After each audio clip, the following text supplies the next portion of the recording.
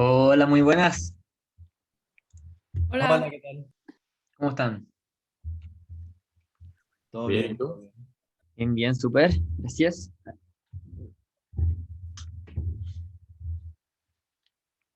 Ahí sí.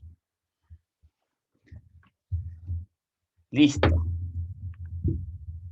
Esteban, ¿Sí? que yo me tengo que salir, voy a salir un poco antes ya, que Sí, no hay tenía... ningún problema. Sí, ya, Debería quedar grabada la reunión. Igualmente, cuando no vayan a poder ir o asistir a alguna ayudantía, es bueno que avisen porque, como decía el profesor, somos re poquitos. Entonces, si se van algunos, ya quedamos, no sé, dos o algo así, entonces no es la idea. Pero ningún problema, no hay ningún problema. En principio, antes de empezar, este horario a Benjamín y a María Ignacia le acomodaba en su momento. ¿A ustedes cómo le resulta? a mí bien, por lo menos, me queda súper bien. A mí feliz si fuera un poquito más temprano, pero si no, darme. Ahí veo qué hago. Ya, perfecto. Sí, estoy, por mi parte, es un poquito complicado que sea tan temprano porque trabajo en CLAPES, en una institución full time, entonces lo intento hacer como saliendo del horario laboral y este día me dijeron que podía salir quizá un poco más temprano, pero no sé si tanto más temprano, entonces ahí teníamos que revisarlo. ¿Y qué más faltaría? La otra Carolina, que me dijo que también no iba a estar esta vez. Ahí teníamos que revisarlo entonces en cuanto al horario. Súper. ¿Alguna otra duda? Logística quizás.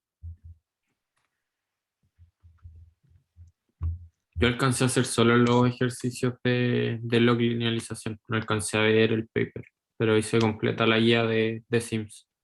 Justamente eso era lo importante, hacer la guía de Sims y quizás hasta no hacerla, pero revisarla al menos, saber si que se acordaban bien de lo que linealizar, que era lo más importante. Y eso. Así que ahora lo vamos a ver de nuevo las notas en detalle, vamos a ir paso a paso, a ver si es que alguno no entendió algún paso en específico, y luego de eso vamos a ir a la aplicación del paper. Así que cualquier cosa, cualquier detalle me pueden ir interrumpiendo en el mismo momento, no hay ningún problema, de verdad. La cosa es que vayamos aprendiendo y no se queden con ninguna duda. Les voy a dejar también en el chat mi mail. Bueno, igual ya lo deben tener, pero por si acaso, cualquier cosa me pueden escribir también a ese mail. Ya.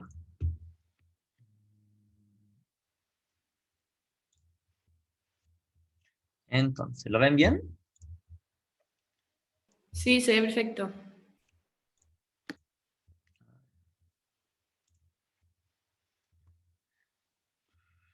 Listo. Entonces, lo otro lo vamos a dejar acá.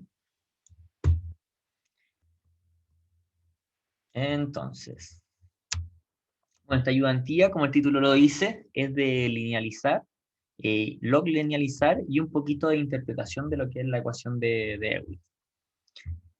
Los primeros pasos entonces nos vamos a apoyar con estas notas de Eric Sims, son bastante buenas, bastante concisas dentro de todo lo que pudimos encontrar con el profesor, así que vamos a ir allá primero.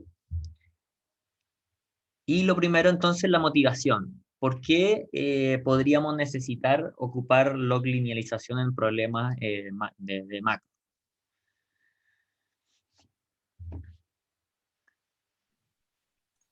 Porque Poder la tener soluciones interpretación. cerradas al final. Dale Pablo y después Benjamín. Para poder tener soluciones cerradas al final, ¿o no? En un problema. ¿Claro? ¿Y tú, ¿Y tú, Benjamín? Benjamín? Porque te facilitan demasiado la interpretación, ¿o no? Exactamente. De hecho, justamente la respuesta va por esos dos lados. Primero, el hacer log te facilita mucho la interpretación porque vamos a trabajar con variaciones porcentuales, esa es por la parte del log. Y linealizarlo es para entonces tener soluciones cerradas. De alguna otra manera podemos o sabemos trabajar algebraicamente con problemas lineales y ya se nos hace mucho más complicado trabajar con problemas que no son lineales, entonces los problemas que no son lineales los podemos llevar a la parte lineal con este proceso de aproximación de Taylor, que se llama. Entonces justamente por esa es la motivación y vamos a ver que en el transcurso del curso lo vamos a necesitar en varias ocasiones. Así que, primero entonces, vamos a ver lo que es el teorema de Taylor, lo vamos a repasar. Algunos de ustedes, o probablemente todos, tuvieron álgebra lineal o cálculo, en cálculo 3 también se ve esto. ¿Todos se acuerdan de lo que es el teorema de Taylor? ¿O la expansión de Taylor? Yo en verdad no tanto. Ya, perfecto. Bueno, básicamente el teorema de Taylor lo que dice es que una función, cualquiera sea la función, se puede aproximar a través de una, digamos, de diferentes funciones y derivadas de esta misma función. Entonces, el teorema se ve tal cual así. Esta es la manera general de verlo. Entonces, una función va a ser igual a la función evaluada en un punto, en el punto que vamos a estar aproximando, más la derivada de ese punto, partido el factorial, por ¿Podría entonces la acercar un diferencia. poco ¿Sí, la sí? pantalla? Hacer un poco de zoom, porfa, que no alcanzo a ver Ah, ya, ningún problema. la Ok. ecuación. ¿Ahí mejor? Ahí sí, gracias. Ya. Entonces, el teorema de Taylor nos dice que una función en un punto en específico se puede aproximar a través de las derivadas de ese punto y por la desviación de la función respecto a ese punto en específico también. Entonces, la ecuación se ve como tal. Primero, entonces, va la ecuación evaluada en el punto que vamos a aproximar, más la derivada de la primera derivada en ese punto, partido del factorial, por la desviación respecto a ese punto, más exactamente lo mismo al cuadrado y exactamente lo mismo al cubo, etc. Esa sería la aproximación de Taylor en formato general. ¿Por qué general? Porque si que esto lo llevamos al infinito, se tiende a hacer el fx como que asintóticamente llega a la misma función. Ahora, en la práctica no vamos a utilizar, diría yo, más de la primera parte de la aproximación de Taylor. Lo que vamos a hacer es aproximación lineal. Y la parte lineal de aquí viene por la primera derivada. Ya cuando nos empezamos a meter con la segunda, la tercera derivada, estamos haciendo que la función que estamos aproximando tenga guatitas, básicamente tenga formas no lineales. Así que para hacer lineal la cosa, lo vamos a necesitar solamente la primera parte, esta parte. ¿Sí? Y básicamente lo que vamos a estar haciendo es que una función, por ejemplo, una función que es así, la cuadrática, estamos diciendo que en un punto, por ejemplo, el máximo, podemos aproximarlo a través de una línea de la derivada. Entonces va a pasar una línea y cercano a ese punto, vamos a decir que esa línea aproxima bien la función. Ahora, si que nos desviamos mucho del punto, claramente no va a ser una buena aproximación, ¿cierto? Que es una línea y no va a capturar todas las irregularidades de la función. Pero cercano al punto, la línea tiene muy buena aproximación. ¿Se entiende eso? Eso es como la parte gráfica de cómo se ve la aproximación de Taylor. Perfecto. Lo que me queda una duda es como mientras más lejos estemos al final como del estado estacionario, menos precisión hay de estimación. Menos precisión hay. Y justamente por eso, por este tema.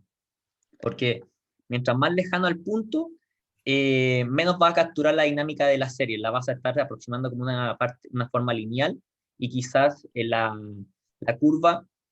A ver, déjame ver si tengo. Gráficamente se veía como que dividíamos en varios cuadraditos Ah, no, nada que ver. ¿O sí? Pero, mira, por ejemplo, una función que es así, este es el gráfico, estamos aproximando, imaginemos que estamos intentando aproximar este punto. Entonces lo que estamos haciendo es sacar la derivada de ese punto, y la derivada debería ser algo así, ¿cierto?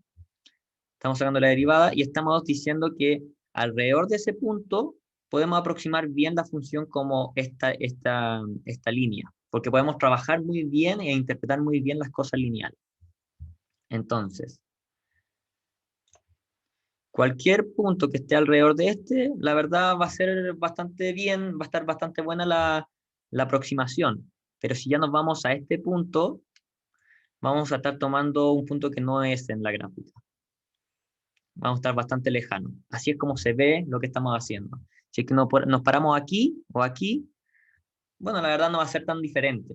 Entonces la aproximación va a tener un buen calce.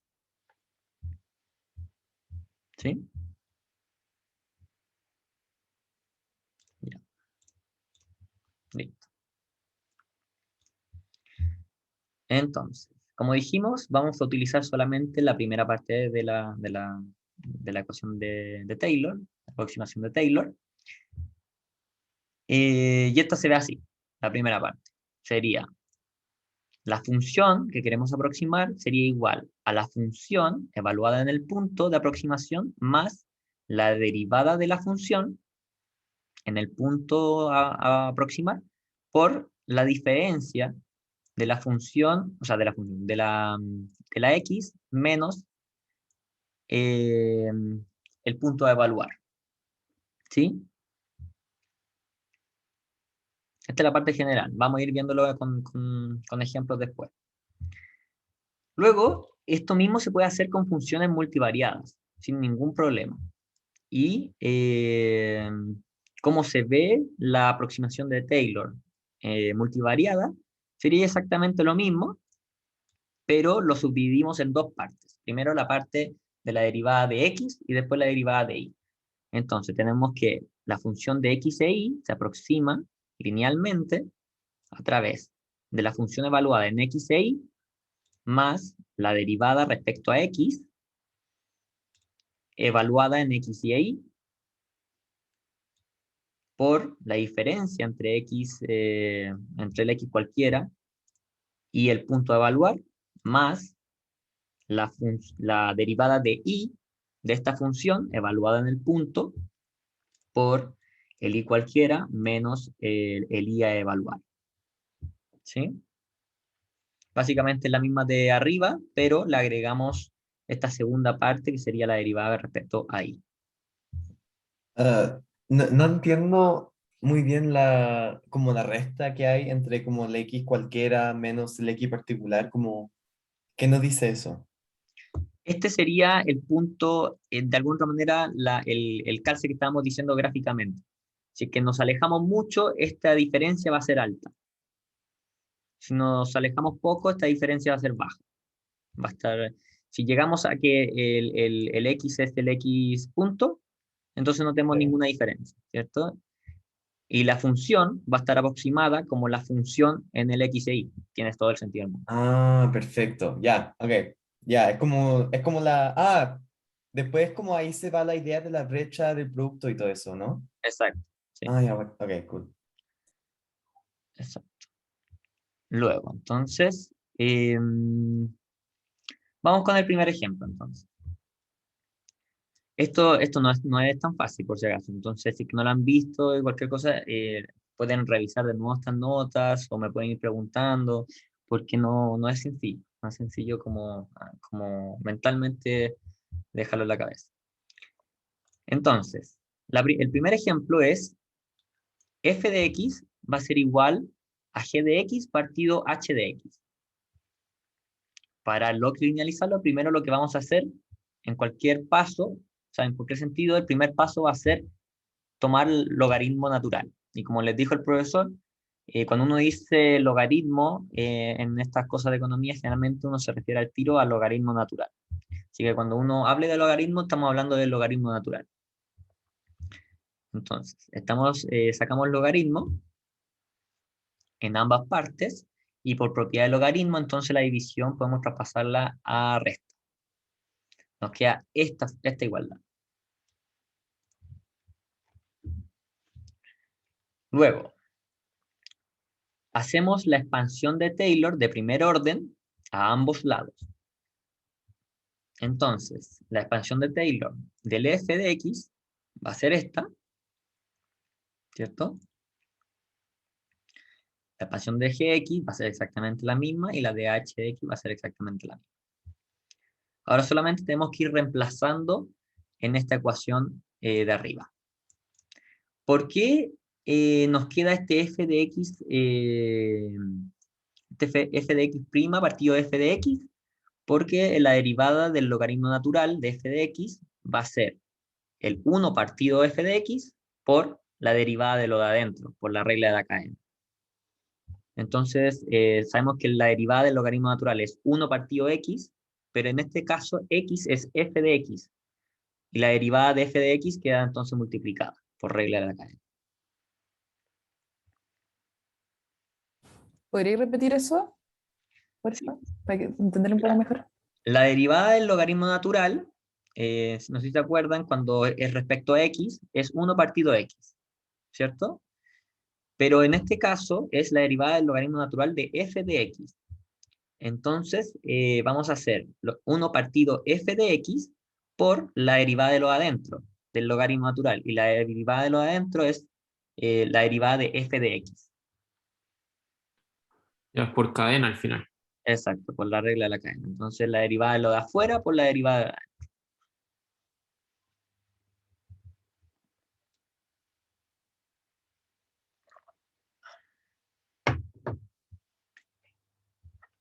Perfecto. Entonces, reemplazamos todas las expansiones de Taylor y nos queda esta ecuación.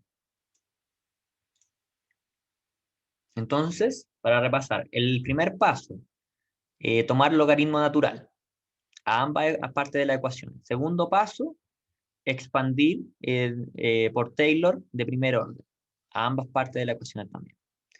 Y finalmente, el tercer paso de esta seguida de cosas es reagrupar términos. ¿Para qué? Para que tenga una interpretación mucho mejor y se pueda ver una ecuación, digamos, más limpia. Entonces reagrupamos términos. En este caso, para reagrupar términos, necesitamos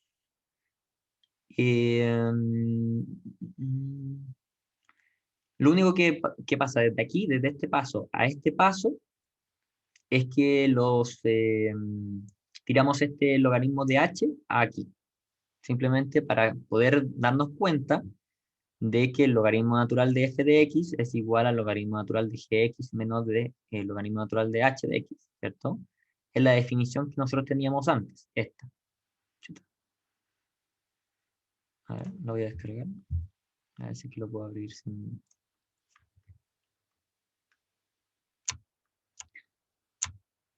Listo. Entonces, teníamos esta ecuación desde el principio. Entonces, podemos decir al tiro que se nos vayan estos términos. Este y este. Y se van a dar cuenta que esto pasa básicamente en todas las log linealizaciones que haremos. Así que este es un paso bastante importante y que nos sirve para simplificar al tiro la ecuación. Entonces, sabemos que este va a ser igual a todo esto y lo cancelamos. Nos quedamos entonces con esta ecuación. Ahora, para hacerlo más intuitivo, y como quedan las ecuaciones generalmente en log linealizadas, la vamos a dejar en desviaciones del porcentaje. ¿Y cómo hacemos eso? Es x menos un punto partido ese punto, ¿cierto? Esa sería la desviación porcentual. Entonces, ¿qué es lo que hacemos? Multiplicamos por x y partimos por x, o sea, estamos multiplicando por 0, básicamente, a ambos lados de la ecuación.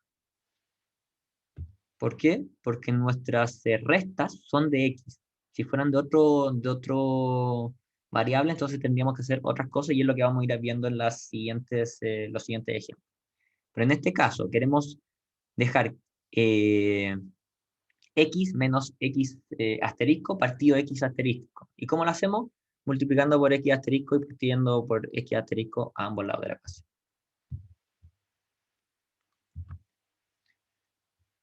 Entonces, esto es lo que hacemos aquí. Y si se dan cuenta, tenemos esto y esto. en porcentaje. Y luego redefinimos entonces que esto va a ser X, y como dice acá, este X gorrito, digamos, va a ser la desviación del porcentaje respecto a este X punto, que sería, en nuestro caso, en la macro, el estado estacionario. Esto se ocupa en miles de otras cosas más, no solamente en macro. Entonces, pero en macro lo vamos a definir generalmente como el estado estacionario de nuestro modelo.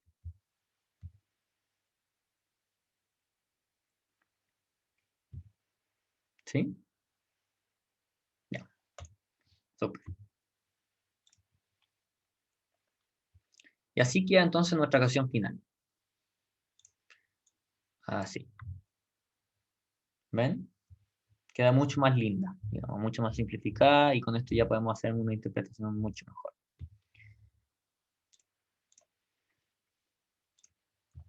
Entonces, como les había dicho, hay 3 pasos a seguir en la log linealización de cualquier problema. Tomar logaritmos, en este caso logaritmo natural, siempre. Hacer una aproximación de Taylor de primer orden respecto al punto, usualmente aquí como lo ponemos el estado estacionario, y simplificar y que todo quede expresado en desviaciones porcentuales del estado estacionario.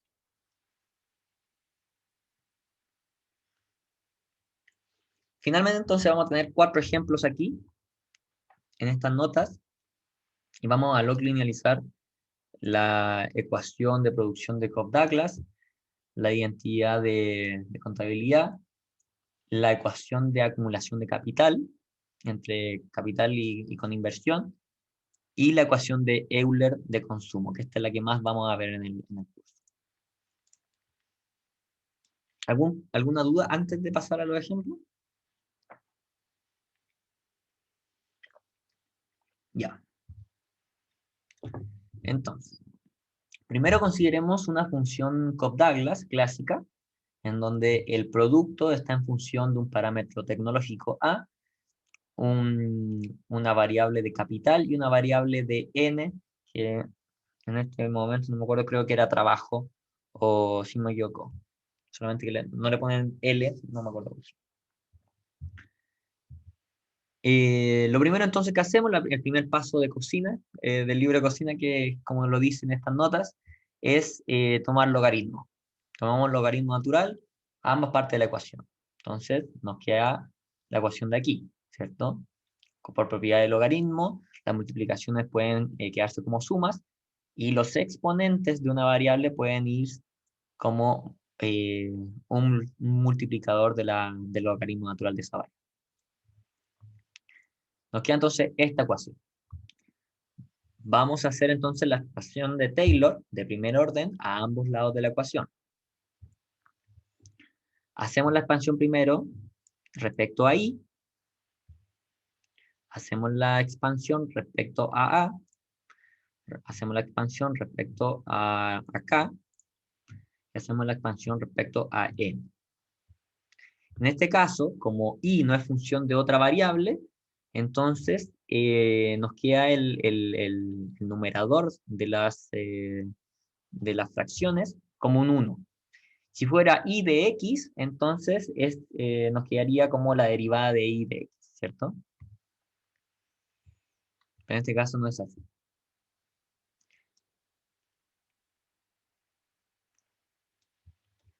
Entonces, lo primero que hacemos entonces, luego de la expansión de Taylor, es cancelar términos. Por nuestra ecuación de arriba, sabemos que el logaritmo natural de I es igual al logaritmo natural de A más alfa logaritmo natural de K más 1 menos alfa logaritmo natural de N. Entonces tenemos exactamente eso. Como logaritmo natural de I punto, logaritmo natural de A punto, alfa logaritmo natural de K punto y 1 menos alfa logaritmo natural de N. Entonces, lo que vamos a hacer es simplificar todo esto.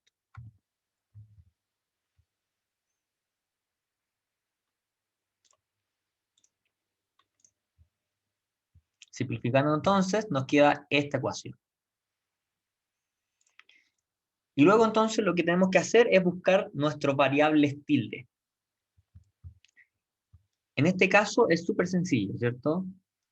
No, de hecho, si no me equivoco, no tenemos que hacer absolutamente nada. Tenemos aquí el I tilde, tenemos aquí el A tilde, tenemos aquí el K tilde, y aquí tenemos el N tilde. Entonces, la simplificación es directa y nos queda esta ecuación.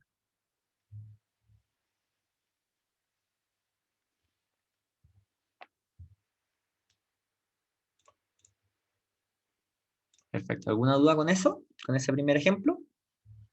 ¿Ninguno? Perfecto. Vamos con la segunda ecuación. Esta ecuación ya es una ecuación bivariada. Y con logaritmos no vamos a poder separarla. Y por lo tanto sí va a ser bivariada, multivariada. Si se dan cuenta, entonces, como es una suma, al hacer el primer paso de agregarle el logaritmo natural, nos va a quedar igualmente como una función bivariada de c, t y t. Entonces, hacemos el logaritmo y vamos a hacer la expansión de Taylor de primer orden. Por el lado izquierdo ya sabemos hacerla, normal, pero por el lado derecho, si se acuerdan, era el logaritmo natural de la función evaluada en el punto, c punto más i punto, sería esto, más la función, o sea, la derivada de la función respecto a c, primero, por ct menos c punto. Esto sería esta parte. ¿Cierto? Más la derivada respecto a i por it menos i punto. ¿Cierto? ¿Se acuerdan de eso? Ya. Entonces no habría problema con esto.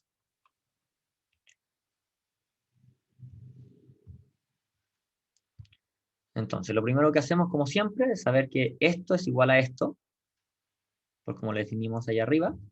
Por lo tanto, se cancela y nos queda esta ecuación. Perdón, cuando dice se cancela es porque lo estáis restando en los dos lados, ¿cierto? Eso es. Ah, Exactamente. ya. Ok. Podrías traspasar este logaritmo para la izquierda o este para la derecha y listo, porque son iguales. Ya. Perfecto. Ya. Entonces, estamos aquí. Si se dan cuenta, este I tilde nos quedó perfecto. No hay nada que hacer con este I tilde. Pero este C y este I no podemos simplificarlo con el C más I de ninguna forma. Entonces lo que vamos a hacer es multiplicar por 0 a cada una de las partes de la sumatoria. O de los sumandos, siento. Entonces lo que vamos a hacer es multiplicar el término izquierdo por C partido C, o sea, multiplicar por 1, lo siento. Y a la derecha, el segundo término, lo multiplicamos por I partido I, también multiplicando por 1. ¿Para qué? Simplemente para reagrupar y aquí tener el C tilde, este es el I tilde, y aquí tenemos el I tilde.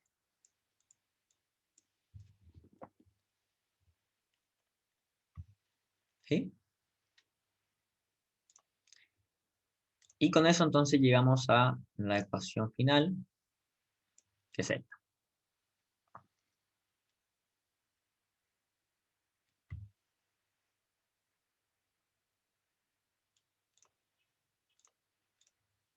Perfecto.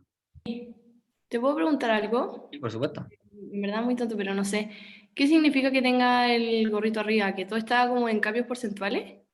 Exactamente, exactamente. Te está diciendo que la variación porcentual respecto al estado estacionario del producto es una función respecto a la variación porcentual del estado estacionario del consumo y la variación porcentual del estado estacionario de la inversión. Perfecto, gracias. El estado estacionario, ¿a qué se hace referencia? ¿El estado estacionario cómo? Como que es como... ¿De qué están, como cuando dicen estado estacionario, ¿a qué se refieren con eso? El estado estacionario es un estado de equilibrio de los modelos, generalmente en el largo plazo, en el larguísimo plazo, en donde nada cambia, y por eso se dice estacionario, en donde las variables generalmente se vuelven constantes. ¿Sí? Ya. En el modelo neoclásico, no sé si lo habrán visto, no he visto completa la clase aún, pero si no lo terminaron de ver, lo van a ver sí o sí. El estado estacionario aparece en los primeros modelos y van a entender el razonamiento. Pero es básicamente eso, un estado en donde se llega en el larguísimo plazo y en donde todas las variables se vuelven constantes. Perfecto. A ver, gracias. Sí, ningún problema. Perfecto. Entonces vamos al tercer ejemplo, que sería la ecuación de acumulación de capital, que es justamente la que han visto ustedes, yo creo que en todos los modelos, que es el capital del siguiente periodo es igual al capital de ahora, multiplicado por 1 menos la depreciación, más la inversión que hagamos hoy en día. Entonces, lo primero que hacemos es tomar el logaritmo natural a ambos lados de la ecuación. Ya, perfecto la línea, no hay ningún problema. Entonces, tomamos el logaritmo natural a ambos lados de la ecuación. Como si se pueden dar cuenta, va a ser una ecuación multivariada en la parte derecha, porque va a ser en función de IT y KT, y no hay forma de separarlo. Entonces, vamos a tener que hacerlo nuevamente como una función multivariada. La parte izquierda entonces queda exactamente igual como siempre lo hemos visto, y la parte derecha va a ser la ecuación de la aproximación de Taylor multivariada con dos variables. El logaritmo natural de la ecuación de la función evaluada en i punto y k punto, más la derivada respecto a i punto, o sea, a i, lo siento, evaluada en i punto y k punto, por la desviación de it con respecto a i punto, más la derivada de kt, evaluada en i punto y k punto, y si se dan cuenta tiene el numerador como i menos delta, y eso es básicamente porque estamos derivando con respecto a kt, entonces está multiplicando por 1 menos delta. Y eso entonces lo multiplicamos por la variación de kt respecto al punto de estado estacionario, que sería k punto. Simplificamos entonces los términos, lo que siempre hacemos. Esto va a ser igual a k. Entonces estos términos se cancelan. Estos dos. ¿Sí?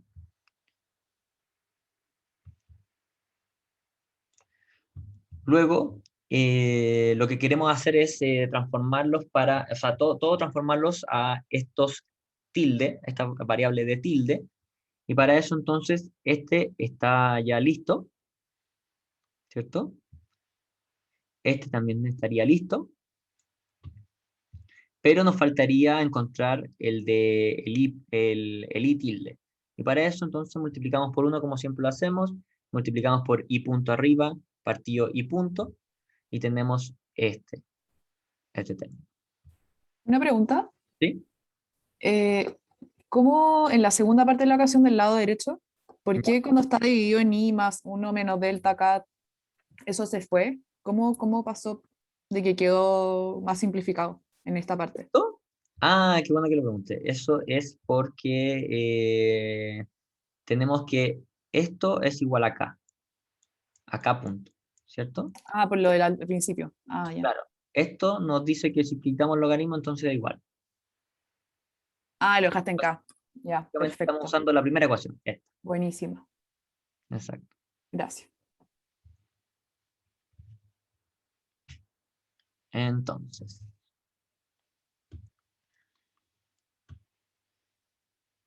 estábamos aquí, sí. Y entonces ocupamos esta ecuación, simplemente reagrupamos y lo dejamos como las variables tilde.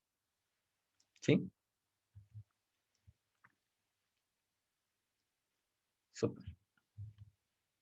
¿Alguna duda con eso? ¿Con ese ejemplo? ¿Seguro ninguna? Ya. ¿Sí, Pablo? No, yo tenía una duda en el que vamos a hacer ahora. Ah, ya. A ver. Vamos entonces con la última, que es de la ecuación de Euler, que también vamos a hacer un ejercicio con el paper que le comenté.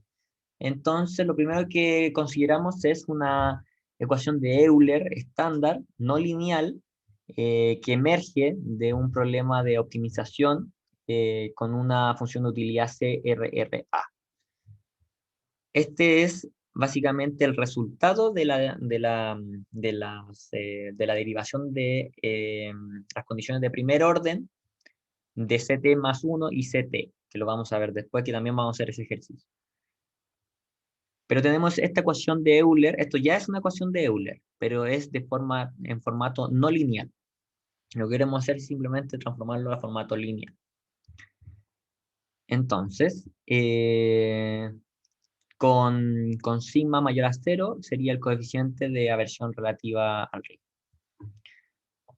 Lo primero que hacemos entonces, tomamos el logaritmo natural a ambos lados de la ecuación. Nos queda esta ecuación.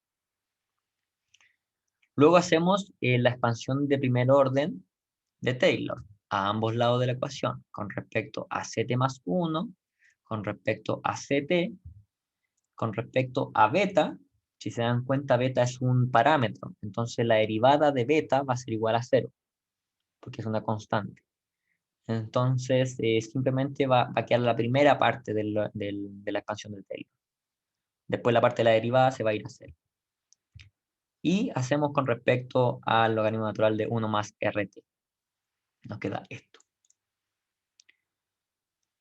Esto es pura álgebra, así que en ese sentido vamos a seguir adelante. Si tienen alguna duda, me lo van diciendo. Entonces, en este caso, estos términos se cancelan de una. No vamos a utilizar los términos de la derecha para cancelar, sino que estos se cancelan de una. Y nos queda entonces esta ecuación. Ahora, en estado estacionario, y esto ya es materia de los modelos, que van a ir viendo a medida que pase el curso, en los modelos neoclásicos, en el modelo de crecimiento, de Solow, etc., se van a ir dando cuenta que en estado estacionario tenemos esta condición, que 1 más R es igual a 1 partido beta. ¿Sí? No sé si ¿se acuerdan de esa condición en algún modelo macro? Ya, perfecto. Ahora, como 1 más R es igual a 1 partido beta, o a veces esto se ve mucho como 1 más R por beta es igual a 1. Generalmente así se ve como la condición. Ahora, como esta es la condición del estado estacionario, entonces podemos decir que el logaritmo natural de 1 más R es igual a menos logaritmo natural de beta. ¿Cierto?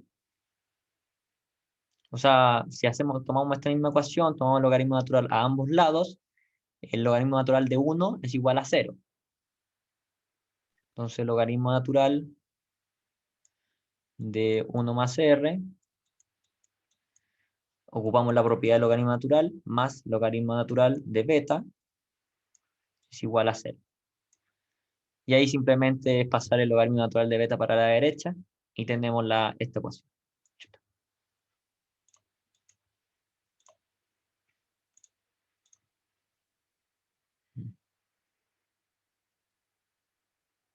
Bueno.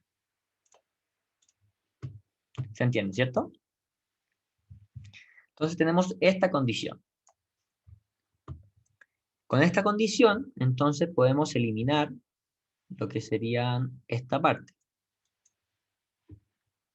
Las cancelamos. Y nos queda esta ecuación final.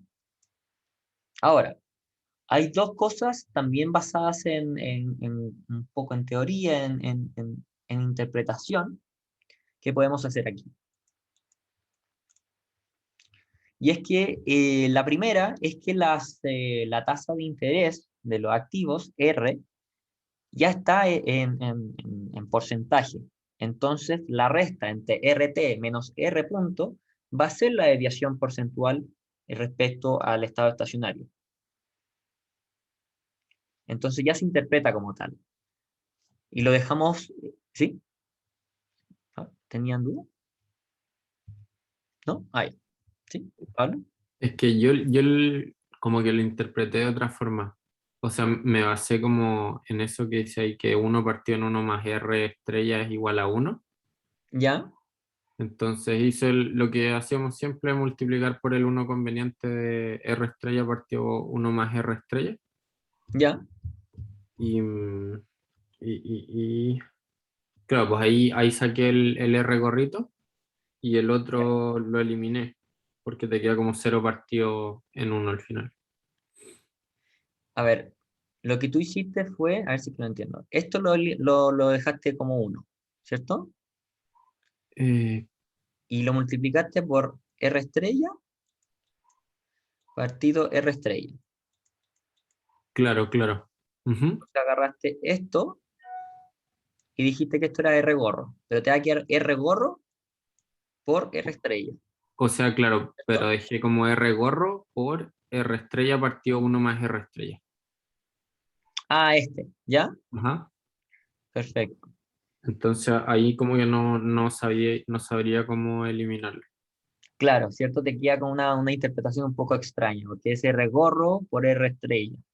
Y Ujú. básicamente eso es lo que queremos como evitar con esta interpretación, con esta notación. Ah, ya. ¿Cierto? Porque sería como el porcentaje sobre cambio porcentual. Sería como aplicar la variación 2 veces. Con lo que tú llegaste, sí. Ya, perfecto. Pero en este caso, si que dejamos que esto sea la variación porcentual, que es la variación porcentual, o sea, Ujú. eh, entonces tenemos la misma interpretación, digamos. Ahora, la segunda cosa, que como bien tú decías, Pablo, que te adelantaste un poquito, es que 1 partido 1 más R estrella es igual a 1. Se aproxima, estamos haciendo aproximaciones. Entonces, una aproximación en este sentido no debería complicar.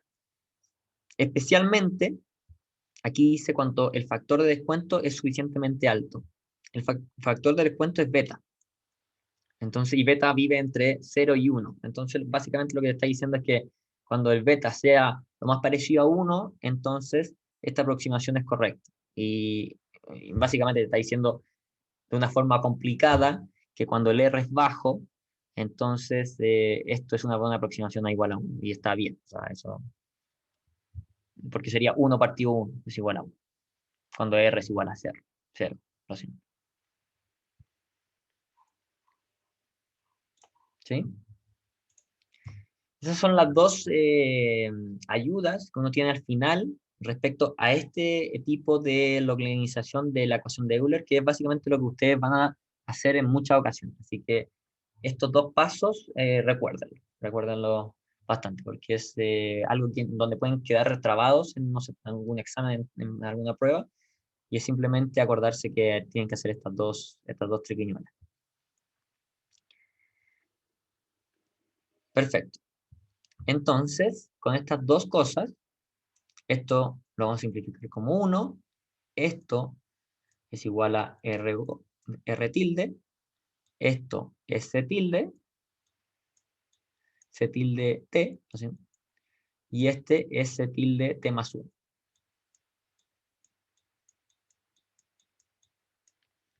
Y es lo que tenemos acá. Porque el sigma, factorizamos, lo siento. Sí, creo que sí. Y lo tiramos para la parte derecha de la ecuación. Solo álgebra. Nos queda entonces la ecuación de Euler. Si se dan cuenta, esta es la ecuación de Euler. Una ecuación de Euler es siempre una ecuación en donde se relaciona el consumo intertemporal, digamos el consumo de mañana respecto al consumo de hoy. Y eso es lo que estamos haciendo, que la variación entre porcentual, o sea, la variación entre las variaciones porcentuales del consumo de mañana y de hoy día va a estar en proporción respecto al retorno de activos o la variación porcentual del retorno de activos respecto al punto de estado estacionario, parametrizado por la elasticidad de sustitución intertemporal, que es el sigma.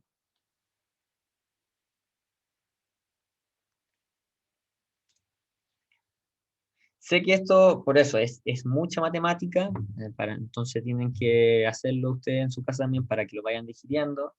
Es lento de ir aprendiéndolo, pero una vez ustedes o sea, de alguna manera lo mecanizan, sale fácil. Pero la macro en sí tiene mucha matemática, así que para que de alguna manera estén preparados. Esto es, diría, harta matemática para modelos, pero esto es lo que se ocupa en macro generalmente.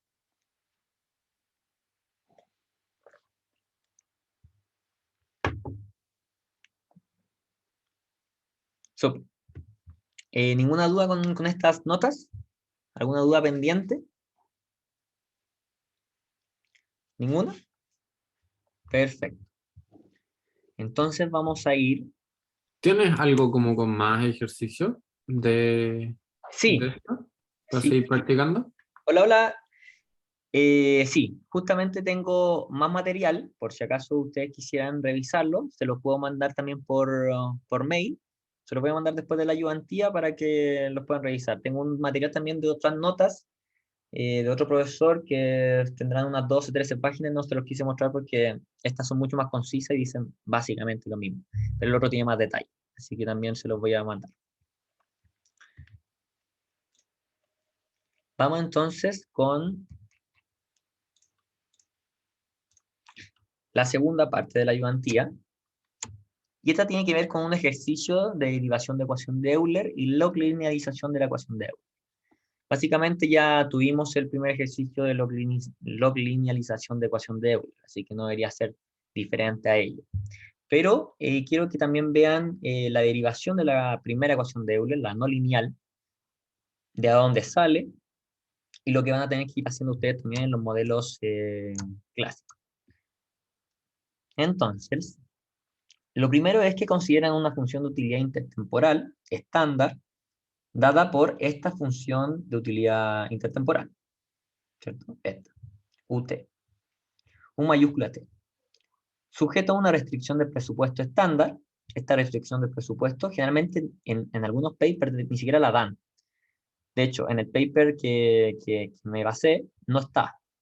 Pero básicamente la estándar es esta, ¿cierto? Que el consumo intertemporal traído a valor presente no puede ser mayor, tiene que ser menor o igual a lo ahorrado desde el principio, más el producto intertemporal traído a valor presente. ¿Cierto? Esa es la condición base de presupuesto. En donde beta es el factor de descuento subjetivo, CT más I es el consumo en el periodo T más I, E sub T indican las expectativas basadas en el periodo T, y U minúscula es la función de utilidad contemporánea o instantánea. O sea, la función de utilidad del consumo en ese momento. Esta es la función de utilidad intertemporal, la U mayúscula. Entonces, la primera pregunta es derivar la condición general de primer orden. ¿Cierto? Ya. La condición general de primer orden, o digamos, ecuación de Euler no lineal. Entonces maximizamos nuestra función de utilidad intertemporal, sujeto a nuestra restricción de presupuesto estándar, intertemporal también. Tenemos este problema de maximización, y lo resolvemos a través de un lagrangiano clásico. Nuestro lagrangiano se va a hacer de esta forma, se va a traducir en esto. Nuestra función a maximizar más lambda, entre paréntesis, la parte derecha, menos la parte izquierda.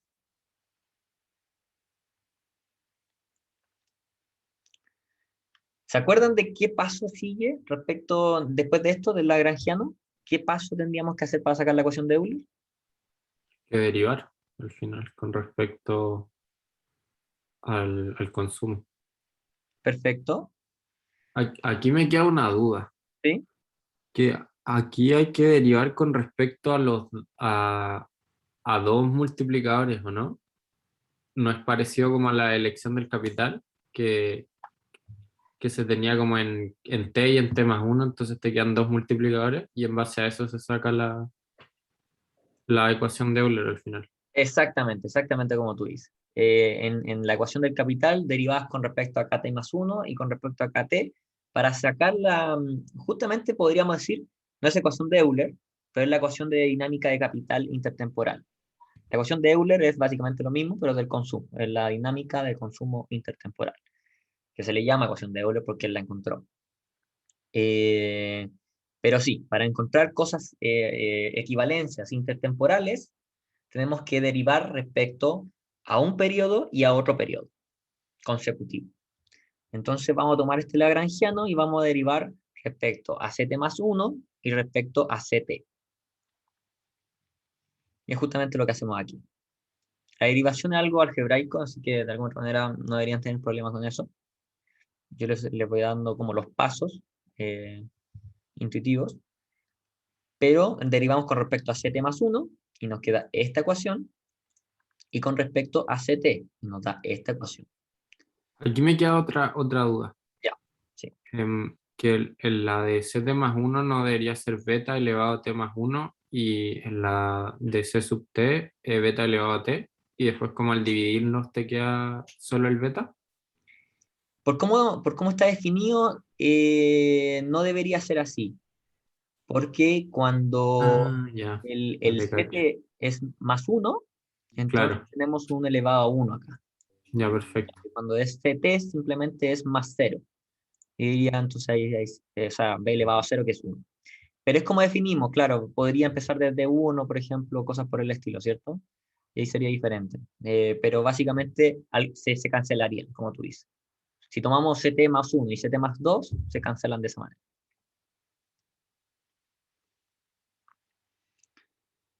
Entonces, teniendo estas dos ecuaciones, si se dan cuenta, podemos tirar el lambda para la derecha, sacar que el lambda es igual a la esperanza de t respecto a la derivada de u respecto a ct, o sea, respecto a ct, sí. Y podemos entonces reemplazar todo este término aquí. Y ya luego de eso es simplemente trabajar la ecuación algebraicamente, y de hecho sin ningún problema, es súper simple. Y podríamos llegar entonces a esta ecuación. La podemos dejar como esto, o la podemos dejar como ct respecto a ct más 1, ¿sí, Pablo? Es que no deberíamos tener como em, para cada periodo un multiplicador de Lagrange o nada que ver. Tú dices que derivar respecto a ct más 2 también, ¿o cómo? No, no, como la primera derivada sería como lambda de t más 1 y abajo sería solo lambda de t. Ah, no, sorry, claro, es por cómo está definido, Claro, por el más i. Ya, perfecto, exactamente, sí. perfecto, perfecto. Al final estás tomando como que el t fuera el c sub t fuera el valor inicial de la secuencia, como si fuera un k sub 0 al final. Exactamente, exactamente. Tengo entendido que el profesor Alberto, de hecho, le gusta mucho que todo llegue a 0. Así que probablemente hagan esto, pero todos estos problemas son transformables a eso, porque la intuición es la misma, solamente que empieza desde 0 o empieza desde t, o hasta podríamos empezar desde ct más 8, porque son infinitos, va hasta el infinito, entonces es lo mismo.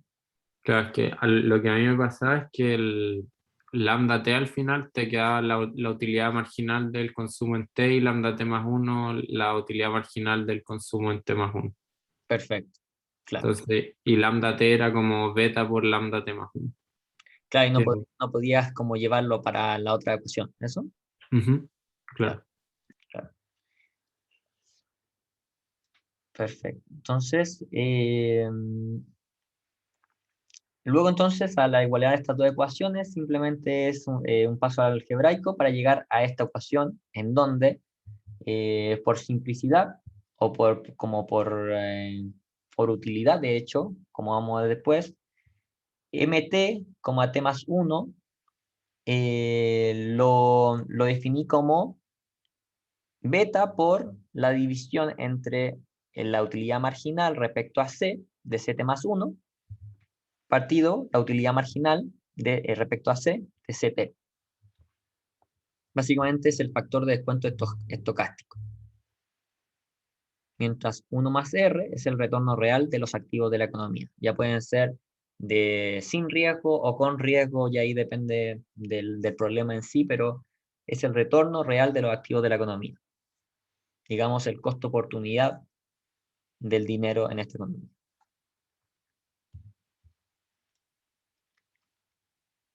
¿Sí? Ahora, ¿por qué pongo esto en función de M? ¿Cierto? ¿Para qué voy a hacer este y no simplemente dejarlo acá?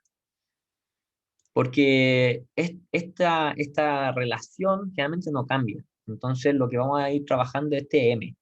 Este M es el que va a ir cambiando. Si se dan cuenta, el 1 más R probablemente no cambie porque la restricción intertemporal de presupuesto es estándar, la esperanza también. Entonces, lo que va a ir cambiando de problema a problema generalmente es el MT. MT este más 1. Tengan cuidado porque quizás puede cambiar el R, puede cambiar algunas otras cosas, sí. Es importante que lo tengan en cuenta, pero en general solo va a cambiar el elemento. Y también cuidado con esta notación que no la cambié, lamentablemente, porque es lo mismo que U'. Guión bajo, o sea, U sub C es lo mismo que U'.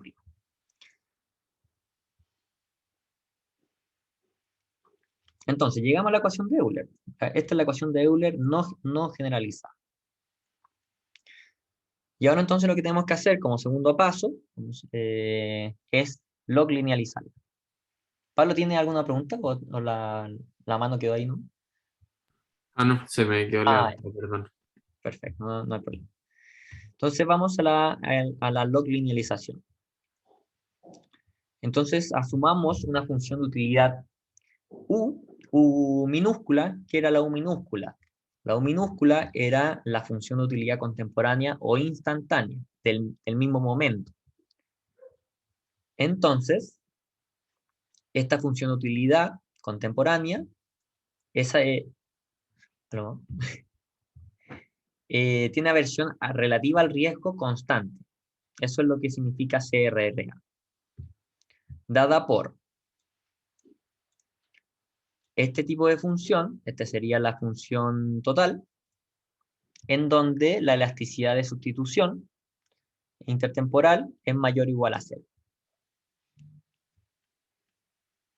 Entonces derivamos las condiciones de primer orden y obtenga la ecuación de Euler no lineal.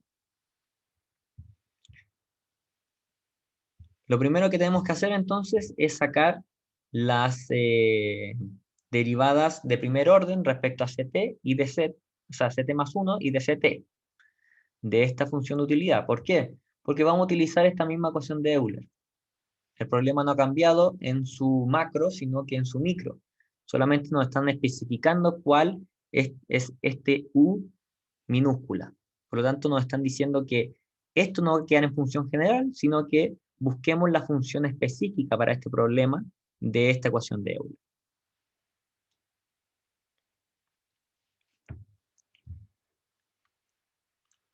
Entonces, sacamos la derivada respecto, la primera derivada de U, de CT más 1 y de CT, que estas son. ¿Están colgados en algún sentido? ¿No? María Ignacia. Si tienes dudas, de verdad pregunta, no hay ningún problema. O sea, es como lo que habíamos hecho antes de Euler, pero Claro, ya tenemos la parte generalizada de Euler. Lo que vamos a hacer es sacar esta ecuación, pero con este U específico. Entonces lo que claro. vamos a hacer es reemplazar esta parte general con la verdadera derivada de nuestra U, Que sería esa que está ahí. que sería Ya, esta y esta. ya, bueno. Entonces, esto lo vamos a meter. A ver, lo voy a anotar.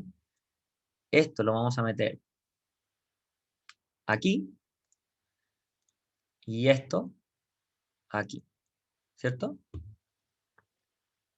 Para tener la ecuación de Euler no linealizada de este problema específico, con función de utilidad constante, o sea, con aversión relativa al riesgo constante. Esteban, ¿Sí? cambia, o sea, la esperanza la ponen como por si se le quisiera meter un choque al ejercicio o algo así. La esperanza, no sé si que es por un shock en sí, pero es porque se trata con expectativa de un periodo a otro. Porque probablemente en el futuro le van a agregar incertidumbre. Entonces, el grado de incertidumbre necesita tener una expectativa de hoy para mañana, o si no sería una constante. La incertidumbre, si no se acuerdan, tenían probabilidades.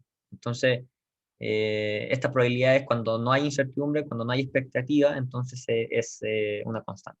Al final, si no es sacar valor esperado nomás del consumo. Exacto. Entonces, tenemos las dos derivadas y la metemos entonces en nuestra ecuación mt como t más 1. Simplemente arriba y abajo. Y nos queda esta ecuación. ¿Cierto? Simplemente meterla arriba y abajo.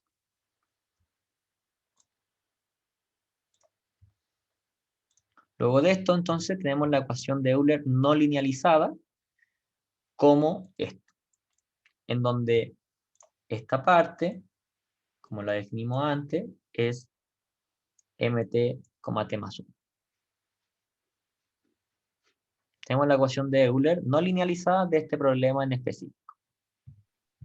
Y ahí para lilianizar eso, es todo lo que habíamos estado haciendo en la sección 1, ¿o no?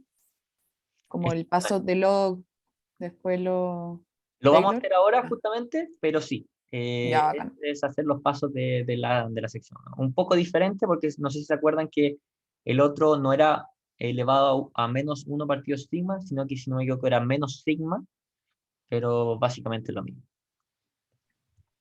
Ahí puede ser conveniente dar vuelta a la fracción y dejarlo elevado a 1 partido sigma, ¿no? También sería elevado a 1 partido sigma. Sí. Claro, le quitarías el menos, pero quedaría 1 partido sigma. También podría hacerlo. Son equivalencias, así que no cambia para nada la interpretación. Entonces, lo linealicemos esta ecuación y con esto termina la ayudantía. Lo otro es propuesto, les dejé propuesto algunos ejercicios por si acaso quieren seguir, que son más difíciles. Entonces, aplicamos el logaritmo natural a esta ecuación, a la izquierda y a la derecha. A la izquierda, el logaritmo natural de 1 es igual a 0.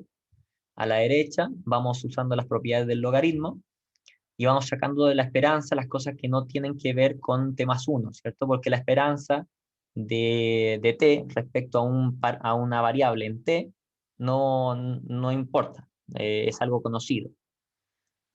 La esperanza en t respecto a una variable futura sí la tenemos que dejar como esperanza, pero la esperanza en t de ct podemos sacarla de la esperanza sin problema. ¿Se entiende esto? Ay, yo me perdí un poco. ¿Lo podéis repetir? Claro, la notación de ET, básicamente estamos diciendo que es la expectativa de las personas en este momento, en el periodo T, de una variable que esté adentro de la esperanza, de la expectativa. Entonces, si aquí tenemos, por ejemplo, la notación ET de CT, estamos diciendo que son las expectativas de las personas en el periodo T del consumo en T. Y básicamente es en el mismo periodo, entonces la esperanza va a ser el mismo valor realizado de ese t.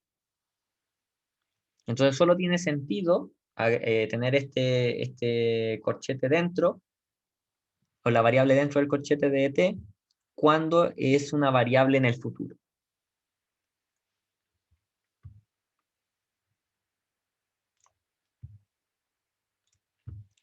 Entonces, vamos sacando de la esperanza de t y vamos usando las propiedades del logaritmo natural y nos queda esta ecuación.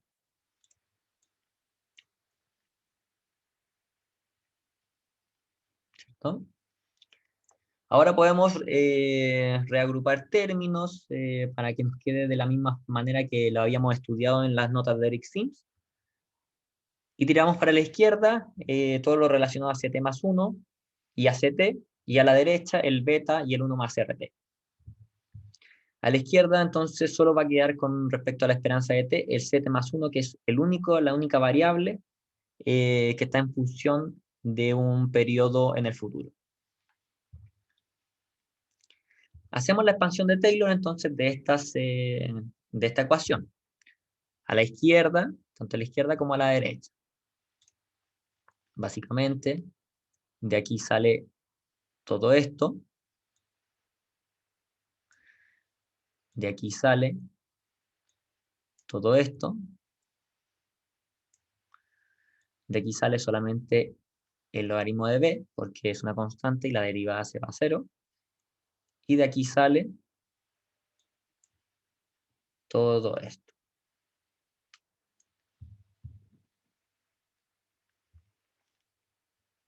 Solo pasos algebraicos. Y simplificamos. ¿Cómo simplificamos? Si se acuerdan, esta parte es la misma que esta.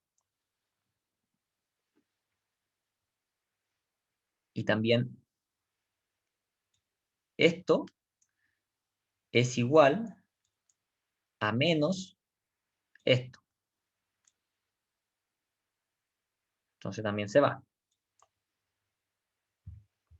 Y nos queda esta ecuación. ¿Cuáles eran los dos últimos pasos que encontramos para la ecuación de Euler aquí? ¿Se acuerdan? Multiplicar por como 1,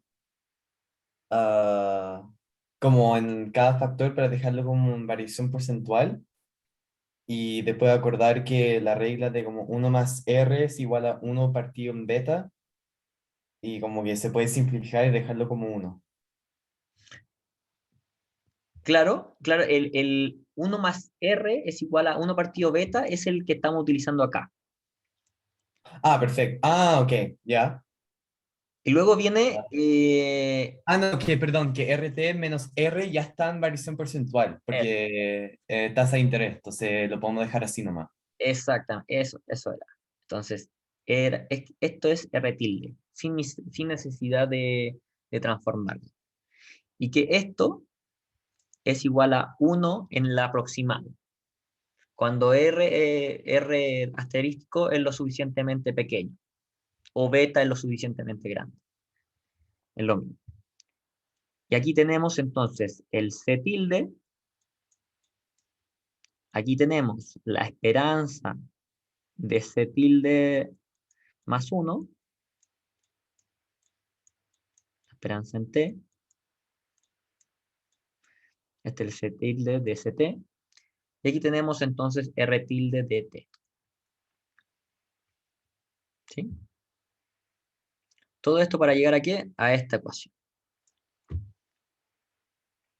Tenemos esta ecuación que sería la ecuación de Euler log linealizada. Y si se dan cuenta es básicamente la misma que encontró Eric Sims, con un pequeño cambio en este sigma, porque la ecuación CRRA de él era elevado a sigma y no a 1 partido sigma o algo por el estilo. Ahí está la diferencia, pero como es un parámetro, la interpretación es la misma. El parámetro va a ser de otra magnitud, pero va a ser, digamos, uno partido del otro y ya está. Así que la interpretación de la ecuación de Euler es la misma. Es la condición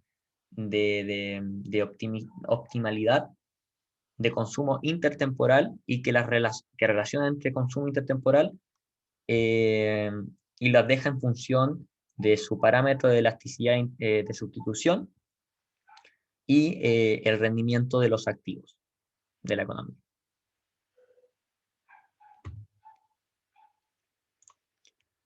Y eso sería la ayudantía por hoy. La verdad, la encontré súper densa, es súper dura. La próxima ayudantía, si no me equivoco, va a ser de modelos. No sé si es que vamos a pasar un poco en MATLAB, ahora lo voy a conversar con el profesor. Y les dejo propuesto estos dos ejercicios. Son más difíciles que el que vimos, de ecuación de Euler, pero con un poco de los mismos pasos. Así que mecánicamente es como más o menos lo mismo, pero más difícil algebraicamente. Así que también les dejo esto propuesto, a ver si lo pueden sacar, bueno, quizá para la próxima ayudantía y cualquier duda que tengan también me pueden ir comentando. Yo encantado. ¿Tienen alguna otra duda? Yo tengo una consulta, Esteban. ¿Mm? Es que, como, ¿a qué ramo del que hace el profe en la Católica se parece este? ¿A macro internacional?